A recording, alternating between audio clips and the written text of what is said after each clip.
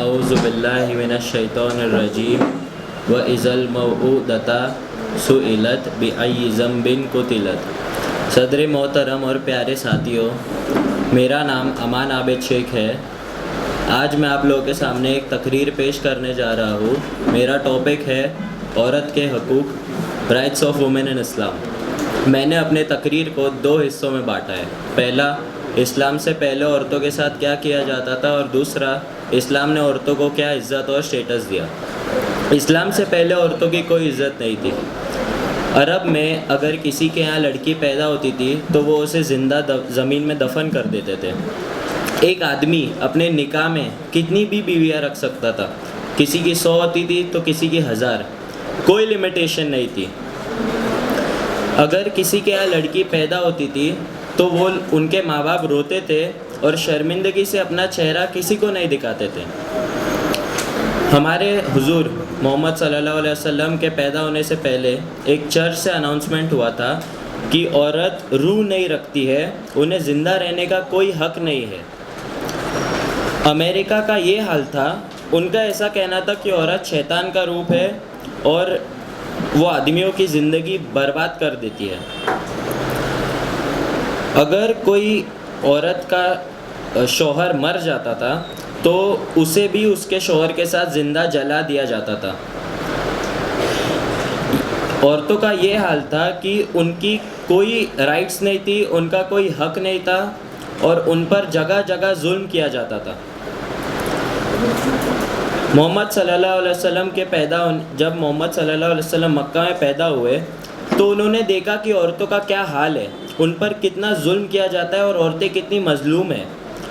تو انہوں نے سب سے پہلے بیٹی بچاؤ کا نعرہ دیا۔ پھر انہوں نے یہ اعلان کیا کہ اگر کوئی اپنی بچیوں کو نہیں پال سکتا ہے تو مجھے دے دے، ان کی کیئر میں کروں گا، اور جو انسان نے اپنی 2 بچیوں کو اچھے سے پالا پوسا وہ انسان میرے ساتھ جنت میں رہے گا۔ انہوں نے یہ اعلان کیا، اس کے بعد انہوں نے یہ اعلان کیا کہ اگر کوئی عورت ماں ہے تو اس کے پیروں کے نیچے جنت ہے، کوئی عورت بہن ہے تو اس کا اچھا سہارا ہے، اور کوئی عورت بیوی ہے تو ہمارا آدھا ایمان مکمل ہو جاتا ہے۔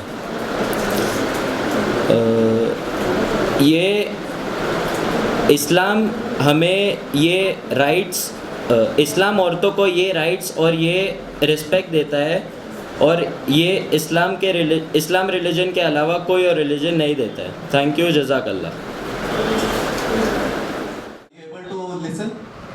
Am I audible? Yeah. Yeah. Okay.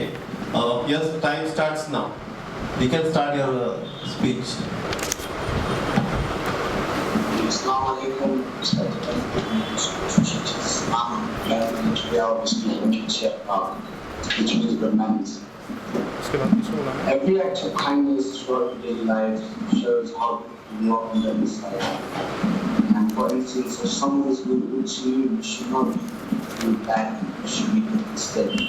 As is stated by our Prophet Muhammad sallallahu alaihi wasallam, a person who has good manners is the same as a person who fastens for the day and worships Allah subhanahu wa ta'ala religiously at night.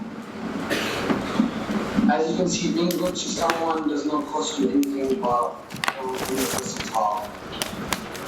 Good manners wipe out all the issues, just like how the mulberries wipe out the dew. The best person amongst you is with good manners. Hazrat Umar radhiyallahu ta'ala anha has stated that never trust a person's character until you have seen him in a state of anger, because that's the state when he portrays his character best. Remember, my brothers and sisters, you can have all the riches in this world, but if you don't have the good manners, if you don't have the kindness towards people, if you don't have the way of talking to those people, it's all going to be priceless. Our Holy Prophet sallallahu alaihi wasallam has stated that the nearest one of you to me on the day of judgment is going to be the one with good manners.